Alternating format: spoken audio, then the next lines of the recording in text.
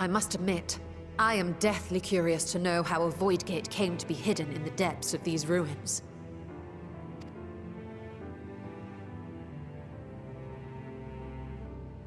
To tell that tale, we must first peer far to the south, and even further into memory.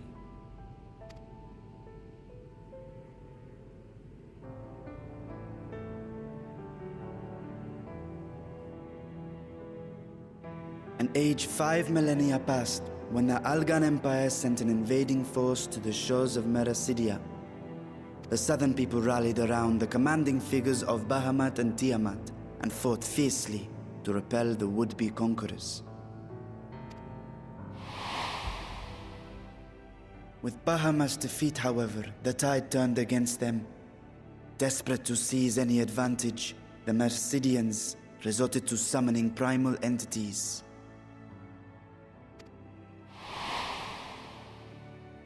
In response, Emperor Zande forged a covenant with the Cloud of Darkness, sovereign among the all-devouring denizens of the Void. Thus bolstered by icons on one side and Void Scent on the other, the two armies clashed in a battle of unspeakable carnage. So much death, so much loss.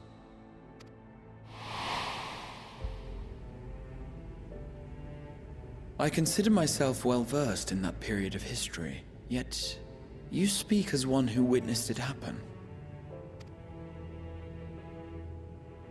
Indeed, I did.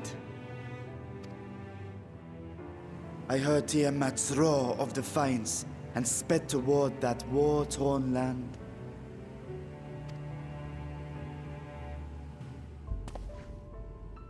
Along with my sibling, Ashdaya.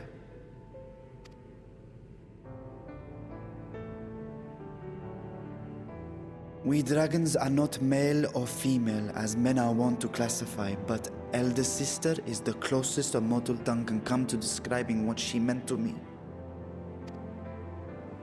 I was the last of our brood to hatch, and Ashdaya cared for me where my sire could not.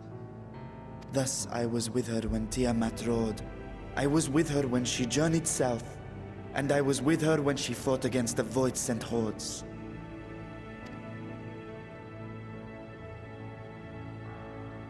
Yet no matter how many of their vile fiends we cast down, more rose from the abyss to take their place. Faced with an unwinnable war of attrition, Ashdaya risked her all on a final gamble.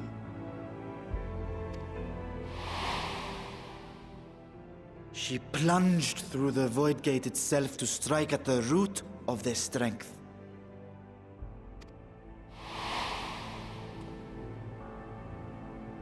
I tried to follow in her wake, determined to lend what aid I could. But even as I came upon Alag's glittering tower, I saw the rift close behind her. And Ashdaya has been lost to us ever since. I find I must retract my earlier claim of historical knowledge. Nowhere in the Crystal Tower's archives did I see mention of such noble sacrifice. That does not surprise me.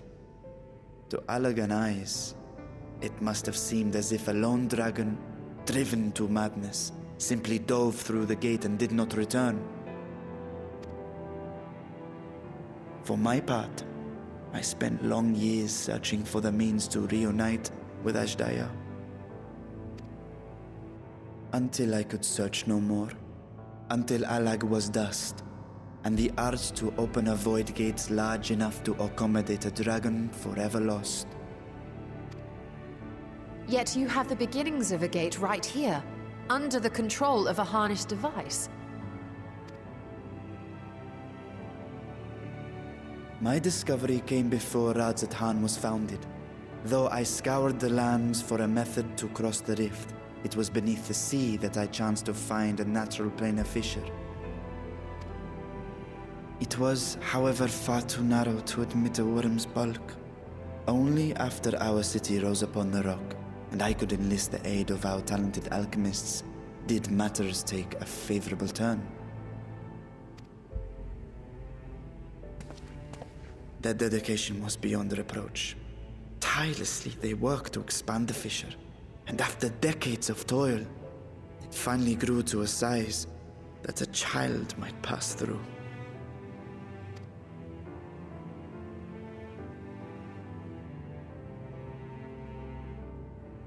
Not long ago, you told us that you called out to your kin, that Ashdaya's answer was silence. I suspect the conclusion to your tale is not a joyful one.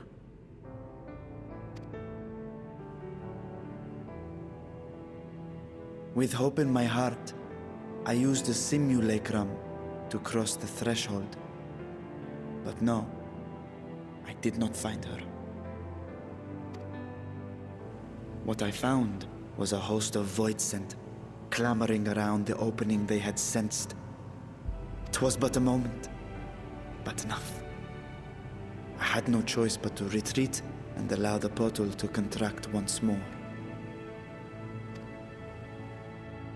The gate was a threat to your people. You had to decide between endangering Razathan and abandoning your sister. And you chose the latter.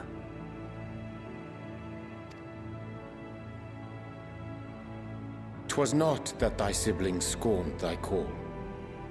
'Twas that she was trapped beyond a barrier through which neither roar nor dragon may pass.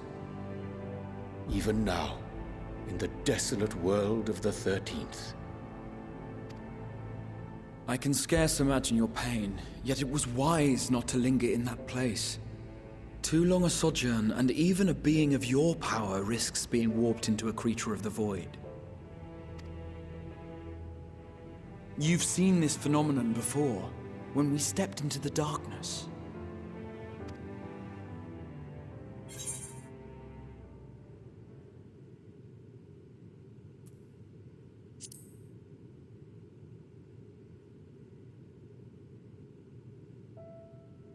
Turned purple? Well, yes. His wounds had allowed the void's corruption to enter his body and twist his ether.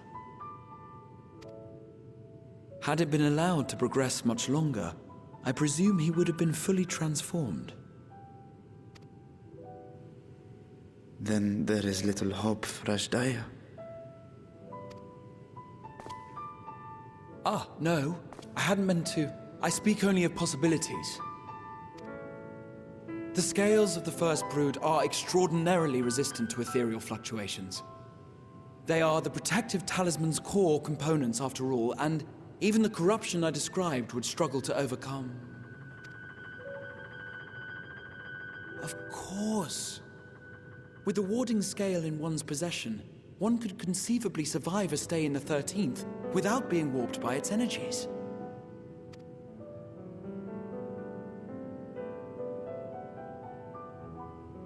Be that as it may, it is too late to rescue my sister. 5,000 years too late.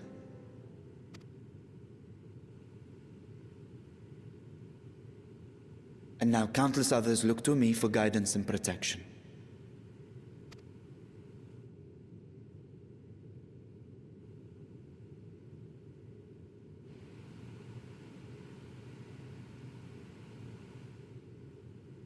So when I sensed intruders in the ruins, I came only to ensure that the gate remained closed. That, and to secure the treasure, of course.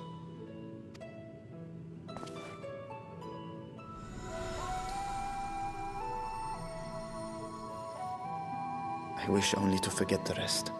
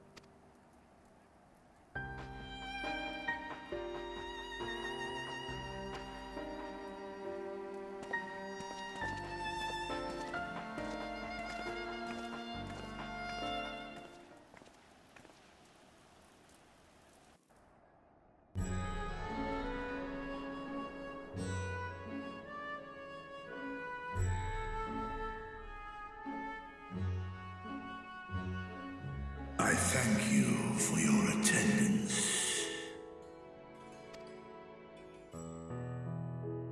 The riches the Radiant Host have retrieved were hoarded in Al-Zadal's name. A fortune I set aside for a future day of need. And lo, that day hath come. May it aid our wounded city in reclaiming its vibrancy and vigor. In better times, I would leave such a task to our capable Ahawan. God's rest his soul. Finding myself bereft of his counsel in the here and now, I will assume the responsibilities of mine office directly. Firstly, the treasure shall be sold for more convenient currency.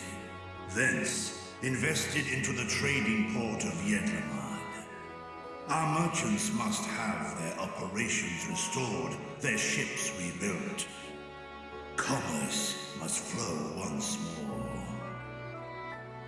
None were spared the tragedy of the final days. Of this, I am well aware. But an absence was created by the loss of Kalzal's consortium. And by filling it, we provide new means for our fishermen, our artisans, and others to bring their wares to distant markets.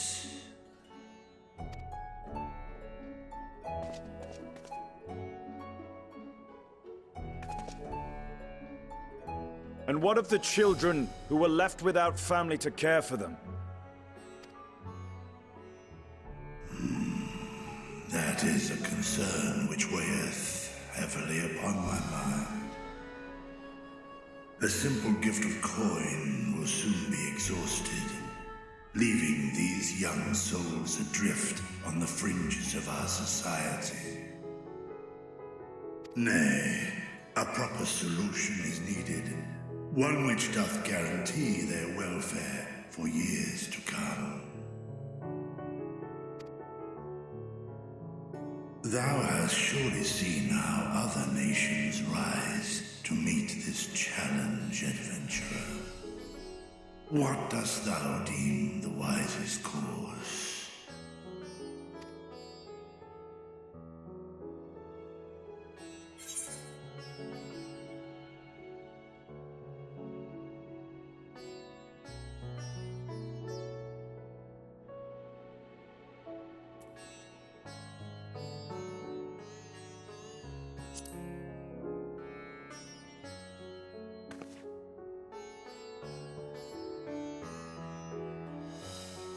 Of course, we must all look out for one another.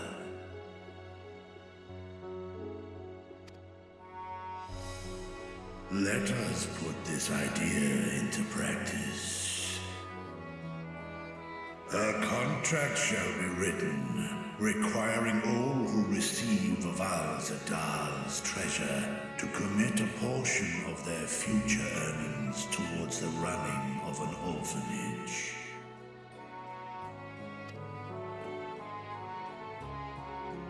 Now, such an influential policy is deserving of a worthy name.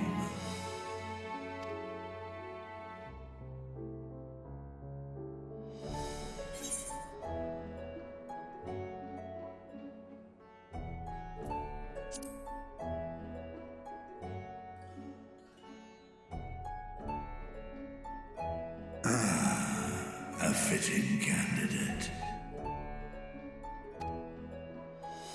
Kalzal should be remembered, not as the blasphemy which terrorized Thavne, but as a hard-working and generous man who brought much wealth to our shores.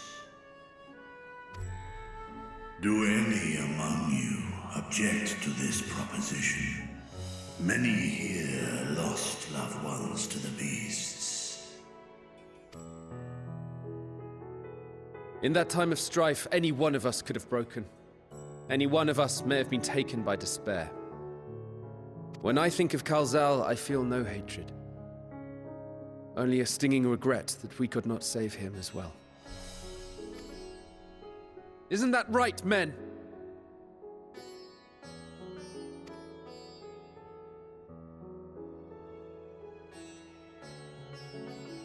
This bodes well for that boy.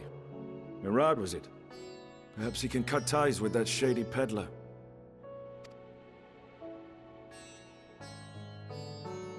Then let it be done. Henceforth, this initiative shall be known as the Kalzal Foundation. Nabdeen, thou art to assemble a patrol and ensure that no child in this city liveth in squalor.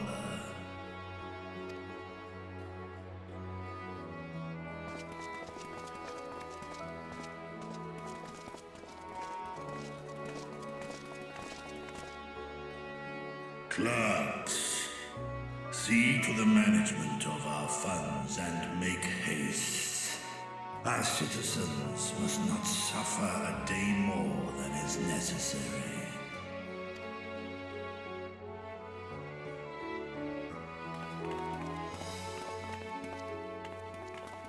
Dragon and man, side by side in pursuit of a brighter morrow. I'm reminded of Ishgard.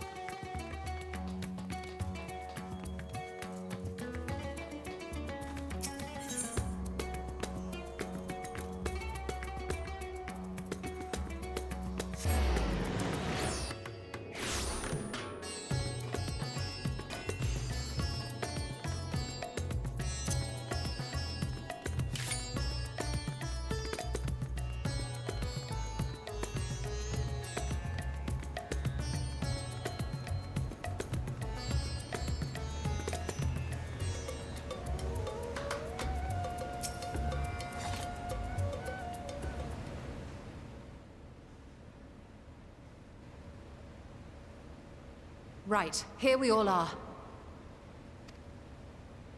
You discovered something new. I took a closer look at that device. I was able to determine how it keeps the Void Gate sealed, but not how it might instead be employed to expand the opening. For that, I would need to reference the technique developed by Vritra's alchemists, no records of which appear to have survived the intervening years. We know this, so why have you sent for us? Have you learned aught of value or not?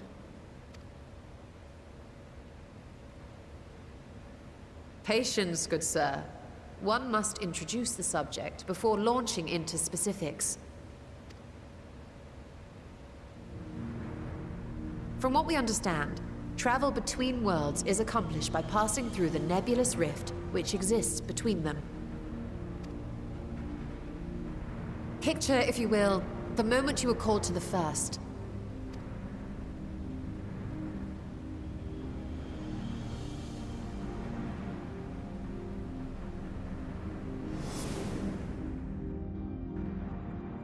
You touched a focus of some kind to help the Exarch pinpoint your location.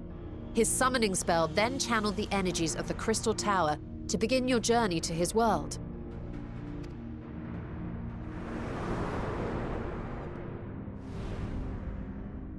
The magics tore a hole in the wall separating source and shard, and cast you into the intervening nothingness. In that place, the laws of nature hold no sway.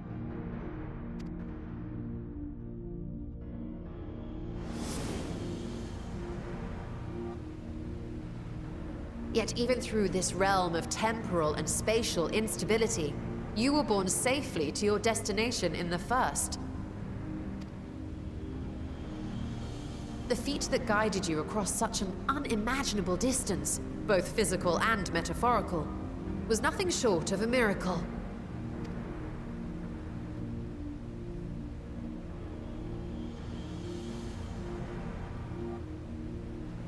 Then what of the many Voidsent found in the source? Who guides them here, and how? An excellent question.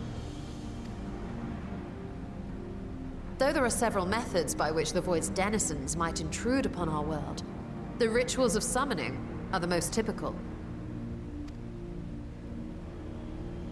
For example, let us consider the Gargoyle, a creature of middling power.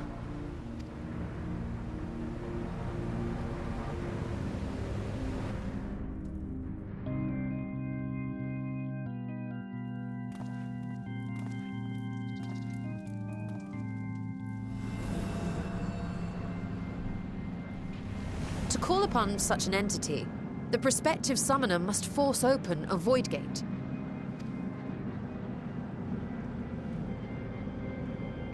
The portal lasts but a moment and is relatively small, allowing only an imp or other lesser being to squeeze through with their physical body intact.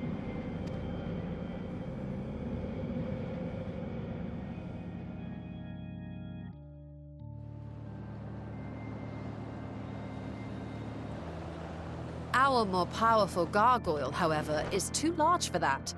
Creating a gate big enough for him would require vast amounts of energy, far beyond the reserves of any one mortal practitioner.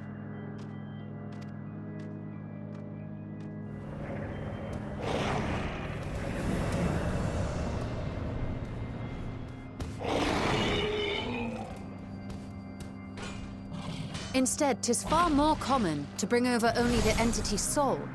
We had a taste of that ourselves when a certain Exarch dragged us to the First.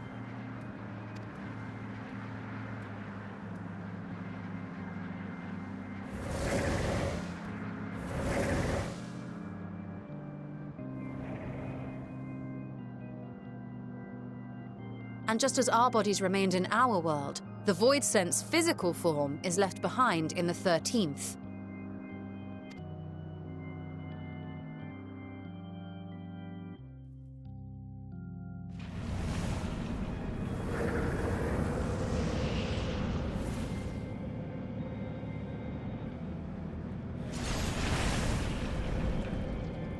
Once at its destination, the summoned soul is granted a temporary shell to inhabit. In the gargoyle's case, a stone effigy has proven a suitable vessel.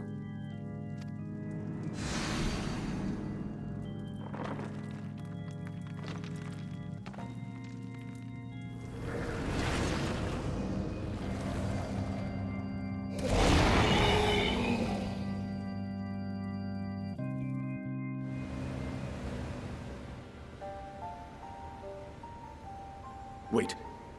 You said that Voidsent must be called here deliberately by someone in the source, reeled in like a fisherman with his catch. Exactly. For a being to navigate the chaos of the rift, with or without form, there must needs be a guiding agent on the other side.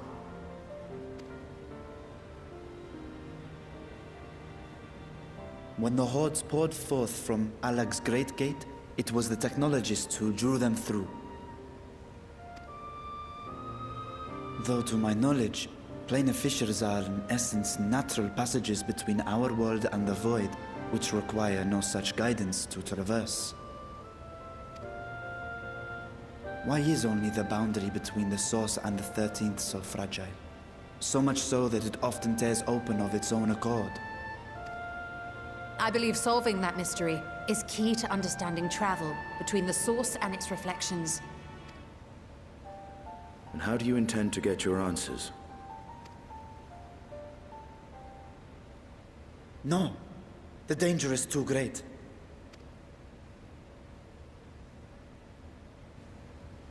Perhaps.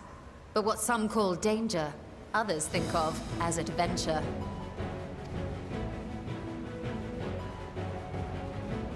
Were you not listening to my tale?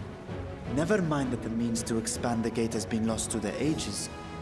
Even could you force the portal wide enough, you would be greeted by an army of murderous horrors the very instant you step through.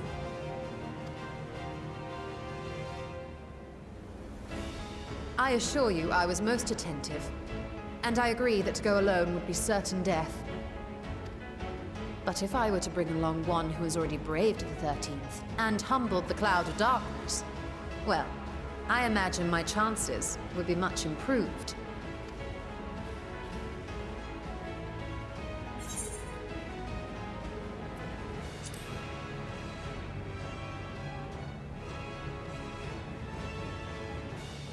I had a feeling you might say that.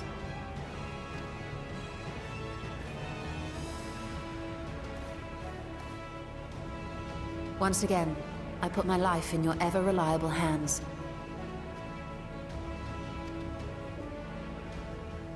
That said, as much as I would like to march straight back to the Void Gate, there is the small matter of being unable to open it without the Satrap's personal authority.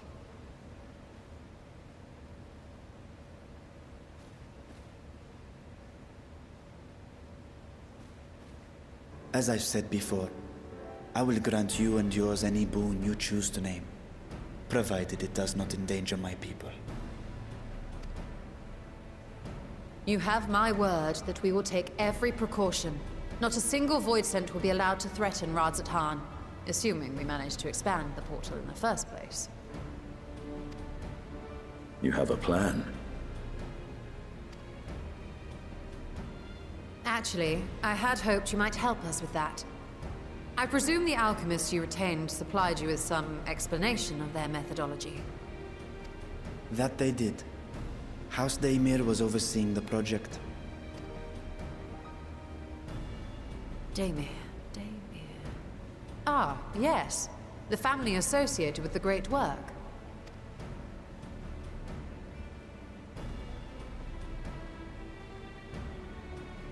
I did not fully comprehend the theory, but their research began with a void scent which had slipped through the fissure. After a thorough examination, they created an arcane simulacrum possessed of similar qualities. A man-made void scent, if you will. It was apparently indispensable in their efforts to enlarge the gate.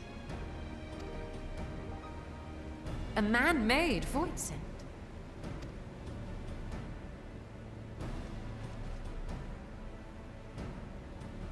Yes.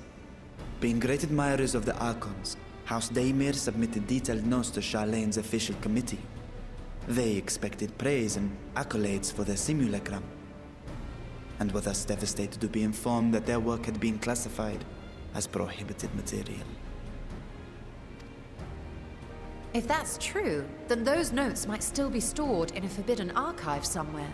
Not Google, of course, since that library had yet to be built. Which leaves us with...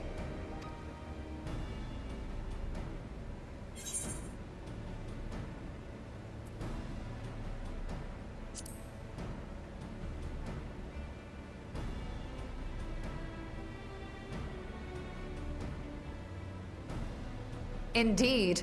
Numenon's restricted stacks may very well hold a copy.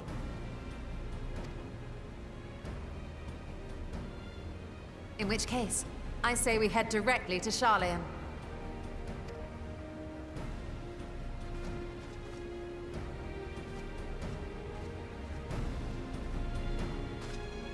Unless you anticipate needing help to reach the high shelves, I see myself being of little use. Go on ahead. I still need to find Mirad and tell him about the Khalzal Foundation.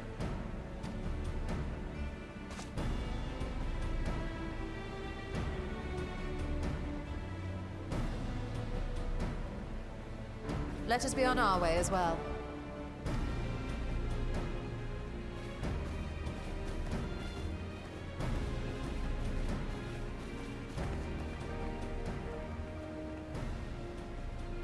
They are resolved to venture into the void. Do I sit idly by?